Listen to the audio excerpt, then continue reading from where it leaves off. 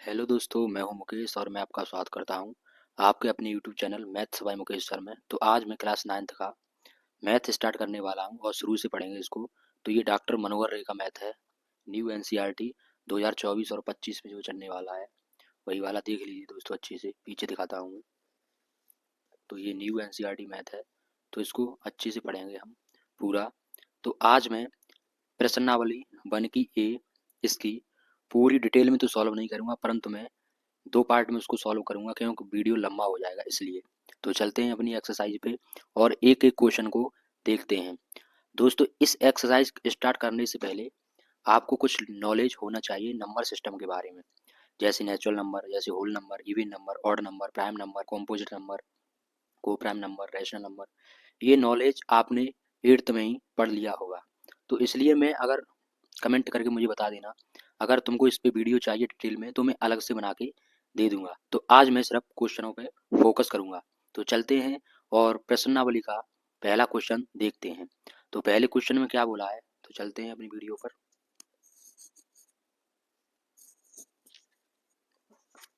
तो देखिए दोस्तों, तो पहला क्वेश्चन क्या है यहाँ पे। तो पहले क्वेश्चन को देखते हैं। तो उसने बोला है 20 20 और 40 के बीच समस्त सम धन पूर्णांक लिखिए। तो सम धन पूर्णांक क्या होते हैं, तो जो सम संख्या होती हैं की नॉलेज होना आवश्यक है। अगर सम संख्या तुमको पता होगा तो सम पूर्णांक भी पता होगा। तो सम संख्याएं दोस्तों क्या होती हैं, जो 2 से डिवाइड हो जाए पूरी, तो उनके जैसे यहाँ पे 20 और 40, तो इन दोनों को क्या करना है दोस्तों, छोड़ देना है। तो इनके बीच में ही लिखना है, तो बीच में लिखते हैं, इन दोनों को नहीं लिखना है। तो 22, 24 और उसके बाद 26, 28, 30, 32, 34, 36, 38। तो यही हमारा क्वेश्चन सॉल्व हो जाएगा, यही आंसर आ जाएगा। क्लियर हुआ। तो आगे चलते हैं। तो सम धन पूर्णांक यही होते हैं जो, अगर सम संख्या तुमको पता होगी तो सम धन पूर्णांक भी पता होंगे। तो आगे क्वेश्चन देखते हैं हम, सेकंड नंबर इसका ही अच्छे से देख लीजिए, स्क्रीनशॉट ले लीजिए। तो दूसरा क्वेश्चन देखते हैं दोस्तों इसका ही। तो 1 से 10 तक अभाज्य धन पूर्णांक लिखिए। तो सबसे पहले तो अभाज्य संख्या आपको पता होनी चाहिए, अभाज्य संख्या क्या होती है। तो अभाज्य संख्या थोड़ी मैं डिटेल में अलग से वीडियो बना दूंगा इसके लिए, अगर चाहिए तो मुझे कमेंट करके बता देना। तो अभी देख लीजिए, अभाज्य संख्या जिसके 2 गुणनखंड हों उसे अभाज्य संख्या कहते हैं। जैसे 2, 3, 5, 7 और 11 और कितना 13 हो गया। तो जिसके भी 2 फैक्टर होंगे जिसके भी, वो सभी क्या होंगे दोस्तों, अभाज्य संख्याएं होंगी। तो जैसे मैंने लिखा यहाँ पे 2, 3, 5, 7, 11, 13, ये सभी क्या है दोस्तों, अभाज्य संख्या है। तो उसने क्वेश्चन में क्या कहा है, 1 से 10 तक अभाज्य धन पूर्णांक लिखिए। तो अभाज्य भी लिखने हैं और धन पूर्णांक भी लिखने हैं। तो देख लेते हैं, इसको सॉल्व करते हैं हम क्वेश्चन को। तो सबसे पहले क्या हो जाएगा 2, उसके बाद 3, उसके बाद कितना होगा 5, उसके बाद 7 और 7 ही तक काम हो जाएगा। तो इससे आगे नहीं ले जाना है दोस्तों। उसने बोला है 1 से 10 तक अभाज्य संख्या, तो इनके बीच में लिखनी है 10 तक। तो 7 के आगे जैसे ही जाएंगे तो 11 आ जाएगा, तो आंसर हमारा गलत हो जाएगा। तो 2, 3, 5, 7 यही हमारे क्या हो जाएंगे दोस्तों, अभाज्य संख्या हो जाएंगे। क्लियर हुआ। अब आगे चलते हैं, यही हमारा इस क्वेश्चन का आंसर हो जाएगा, यही हमारा क्वेश्चन का क्या हो जाएगा, आंसर हो जाएगा। तो आगे देखते हैं अब हम इसके क्वेश्चन नंबर 3। तो क्वेश्चन नंबर 3 को देखते हैं दोस्तों। जैसे इस क्वेश्चन में बोला है 2a+1 का क्रमानुवाई पूर्णांक बताइए। तो क्रमानुवाई क्या होता है, एक एग्जाम्पल की मदद से मैं समझाता हूँ यहाँ पे। जैसे मैंने एग्जाम्पल लिखा, जैसे 1 का लिखेंगे क्रमानुवाई 2 हो गया, फिर 2 का कितना होगा 3, फिर 4। तो दोस्तों कहने का तात्पर्य यहाँ पे ये है, तो क्रमानुवाई क्या होता है, उसमें +1 करते हैं ऐड। तो ऐसे ही यहाँ पे क्या हो जाएगा, 2a+1 का क्रमानुवाई है, तो 2a+1 तो है ही है, उसमें एक ऐड करेंगे। आपको कंफ्यूज नहीं होना है, क्रमानुवाई में +1 ऐड करते हैं। तो कितना हो जाएगा इसका फाइनल आंसर, तो इसका फाइनल आंसर हो जाएगा 2a+2। तो यही हमारा इस क्वेश्चन का आंसर हो जाएगा। अच्छे से देख लीजिए दोस्तों, 1 ऐड करते हैं। क्वेश्चन नंबर 4 पे चलते हैं अब। क्वेश्चन नंबर 4 क्या कह रहा है, तो क्वेश्चन नंबर 4 है 2/3 का योगात्मक प्रतिलोम ज्ञात कीजिए। तो योगात्मक प्रतिलोम क्या होता है दोस्तों, योगात्मक प्रतिलोम होता है कि उनका योग करके 0 लाना है तुमको बस। जैसे अगर प्लस में रहा तो माइनस कर देना है, और माइनस में रहा तो प्लस में कर देना है।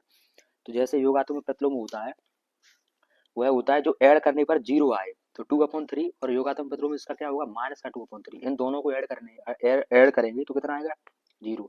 जैसे देख भी लीजिए, यहाँ पे 2/3 प्लस कितना, यहाँ पे करना है तुमको 2/3 हो गया, यहाँ पे करना है माइनस का 2/3। तो इन दोनों को ऐड करेंगे तो कितना हो जाएगा 2/3 और माइनस का 2/3। तो ये कट जाएगा, कितना आ जाएगा 0। तो यही ये नहीं करना तुमको क्वेश्चन में, इतना नहीं करना है, इतना तो मैंने समझाने के लिए बताया था, सिर्फ करना कितना है इतना ही।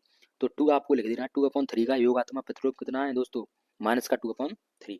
तो यही हमारा इस क्वेश्चन का क्या हो जाएगा, आंसर हो जाएगा। तो नेक्स्ट क्वेश्चन पे चलते हैं, क्वेश्चन नंबर 5। तो क्वेश्चन नंबर 5 क्या कह रहा है दोस्तों, -5 का गुणात्मक प्रतिलोम लिखिए।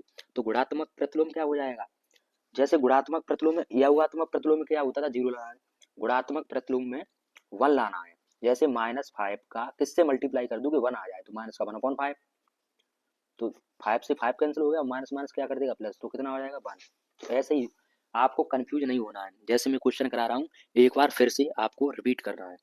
तो -5 का गुणात्मक प्रतिलोम लिखिए, तो क्या हो जाएगा माइनस का 1/5। तो आप लिख भी सकते हैं गुणात्मक प्रतिलोम वह होता है जिसका गुणा करने पर 1 आता हो। तो गुणात्मक प्रतिलोम क्या होता है, जिसका गुणा करने पर 1 आता हो। तो ये नहीं लिखना, ये तो मैंने समझाने के लिए आपको बताया था, ये नहीं लिखना है, सिर्फ इस क्वेश्चन का आंसर इतना ही है, इतना ही बस। तो क्या हो जाएगा -5 का गुणात्मक प्रतिलोम कितना हो जाएगा दोस्तों, माइनस का 1/5। अब क्वेश्चन नंबर आगे की तरफ चलो, क्वेश्चन नंबर 6। तो ऐसे यहाँ पे जैसे हमने 5 कौन सा किया था, ये वाला किया था 4th question, same to same 6 question है। अब इसमें क्या बोला है, P प्लस क्यू और P माइनस क्यू के योगात्मक प्रतिलोम लिखिए। तो इसको करना कुछ नहीं है, सिर्फ तुमको अगर प्लस हो तो माइनस कर देना है, माइनस हो तो प्लस कर देना है। तो लिखते हैं इसके हम। तो दोस्तों क्वेश्चन नंबर 6 को देखते हैं। तो P प्लस क्यू का योगात्मक प्रतिलोम क्या हो जाएगा, माइनस का P प्लस क्यू। तो मैंने क्या बताया था कि अगर प्लस हो तो माइनस कर देना है, माइनस हो तो प्लस कर देना है। तो यहाँ पे प्लस है, तो इन दोनों को योगात्मक प्रतिलोम क्या होता है, 0 लाना है। तो इन दोनों को जब ऐड करेंगे ना तो 0 के बराबर आ जाएगा। जैसे हमने किसमें सीखा था, क्वेश्चन नंबर कौन सा था, क्वेश्चन नंबर था फोर्थ में सीखा था, वही क्वेश्चन है सेम। तो माइनस माइनस क्यू का योगात्मक प्रतिलोम क्या हो जाएगा, माइनस का P माइनस क्यू। तो माइनस लगा देना है बस। इनका दोनों का आंसर जब निकालेंगे ना तो क्या आ जाएगा, 0 के बराबर आ जाएगा। तो क्वेश्चन नंबर 7 पे चलते हैं हम। तो क्वेश्चन नंबर 7 क्या है, तो यहाँ पे x के किस मान के लिए 5 into 3 into 2 is equal to 5 into 3 into X कथन सत्य है। तो यहाँ पे x का मान फाइंड करना है तुमको, x का मान कितना है, तो वो भी क्या बताना है, कथन सत्य है। तो चलते हैं देख लेते हैं हम इस क्वेश्चन को। तो इसके बराबर ये है, तो 5 into 3 into 2 is equal to क्या हो जाएगा, 5 इंटू 3 इंटू एक्स। तो ये मल्टीप्लाई में सारा, जब इधर को लेके आएंगे तो डिवाइड में आ जाएगा। तो ऊपर वाली संख्या, तो ऊपर वाली संख्या है 5 इंटू 3, जब इसको काटेंगे तो 5 से 5 और 3 से 3। तो x बराबर कितना आ जाएगा 2। जब x बराबर 2 आ गया तो यहाँ लिख भी सकते हैं x बराबर 2 पर यह कथन सत्य है। तो x बराबर 2 यह क्या आ जाएगा, आंसर हो जाएगा, कितना है x बराबर 2। तो क्वेश्चन नंबर 8 को देखते हैं हम। तो क्वेश्चन नंबर 8 क्या कह रहा है, पूर्णांकों में ऐसी कौन सी संख्या है जो स्वयं की योज्य प्रतिलोम होती है। तो योज्य प्रतिलोम स्वयं की होनी चाहिए। तो जैसे शून्य ही होगा, वो एक ही है, संख्या क्या है, शून्य है। तो शून्य का प्लस 1 करेंगे, योगात्मक प्रतिलोम क्या होता है, इसका आंसर 0 आना चाहिए। तो जैसे प्लस 0 करेंगे तब भी क्या आएगा दोस्तों, 0 ही आएगा। तो शून्य होगी वो, आपको ध्यान रखना है ये बात। पूर्णांकों में ऐसी कौन सी संख्या है जो स्वयं की योज्य प्रतिलोम होती है, तो शून्य। क्वेश्चन नंबर 9 को देख लेते हैं अब हम। तो क्वेश्चन नंबर 9 कह रहा है, यदि ए एक सम धन पूर्णांक है तो बताइए कि संख्या a-1 a+1 सम है या विषम। तो इसको देख लेते हैं। उसने बोला है ए एक सम धन पूर्णांक है। तो ए क्या है दोस्तों, यहाँ पे सॉल्व कर लेते हैं। सम धन पूर्णांक क्या हो जाएगा, 2 4 6 और कितना 8 और 10 डॉट डॉट डॉट डॉट, यही तो हो जाएंगे सम संख्या होती है, वही सम धन पूर्णांक होंगे। अब उसने कहा है तो बताइए a-1 a+1। तो a की जगह पे 2 रखना है। तो सबसे पहले a बराबर 2 रखने पर देखते हैं सम आती है या विषम आती है। तो a-1 ये कितना है, a+1। तो a बराबर 2 रखो, तो 2-1 और 2+1। तो ये कितना हो जाएगा दोस्तों, यहाँ पे 1 and 2 3, तो ये बराबर 3। 3 क्या है, विषम संख्या है, विषम संख्या है। तो ये यदि सम धन पूर्णांक है तो बताइए कि संख्या सम है या विषम है। तो क्या होगी दोस्तों, विषम संख्या होगी। आप n बराबर, मैंने तो 2 रखा है, आप 4 भी रख सकते हैं, तब भी क्या आएगा, विषम ही आएगा। 4 रख के देख लीजिए तो विषम ही आएगा। तो हर कथन में क्या कह रहा है, ये कौन सी संख्या सम तो हो नहीं सकती है, विषम होगा आंसर हमारा। ठीक है, अच्छे से देख लीजिए दोस्तों। क्वेश्चन नंबर 10 पे चलते हैं और इस वीडियो का ये आखिरी क्वेश्चन हो गया। इसके बाद में पार्ट 2 लेके आऊंगा इसी वीडियो का, अभी पूरी एक्सरसाइज खत्म नहीं हुई है। तो 10 ही क्वेश्चन करा रहा हूँ आज मैं। तो लास्ट क्वेश्चन देखते हैं इसका हम आज, अभी खत्म नहीं हुई, पार्ट सेकंड में पूरी कर दूंगा। तो उसने कहा है संख्या रेखा पर 5 और 7 का योग लिखिए। वैसे डायरेक्ट भी लिख सकते हैं, पर उसने क्या बोला है, संख्या रेखा पर। तो संख्या रेखा पर करते हैं हम इसको। तो देख लेते हैं दोस्तों इसको भी। तो करते हैं इसको भी सॉल्व हम। तो जैसे मैंने संख्या रेखा बनाई 0 1 2 3 4 5 6 7, तो जैसे डायरेक्ट भी कर सकते थे, परंतु उसने बोला क्वेश्चन में संख्या रेखा पर। तो सबसे पहले 1 से ले गए हम कितना 5 तक। तो यहाँ से लेके यहाँ तक कितनी डिस्टेंस है 5। उसके बाद 0 से लेके 7 को भी लिखना है ऐसे ही। तो यहाँ से लेके यहाँ तक कितनी है 7। अब इन दोनों को क्या कर देना दोस्तों, ऐड कर देना है। तो हमारा आंसर कितना आ जाएगा 12। तो इसी क्वेश्चन का यही हमारा आंसर हो जाएगा। तो दोस्तों सिर्फ आज के लिए इतना ही। वीडियो अच्छी लगी हो तो वीडियो को लाइक और चैनल को सब्सक्राइब कीजिए। मिलते हैं आपसे अगली वीडियो में। जय हिंद, वंदे मातरम। Thank you so much.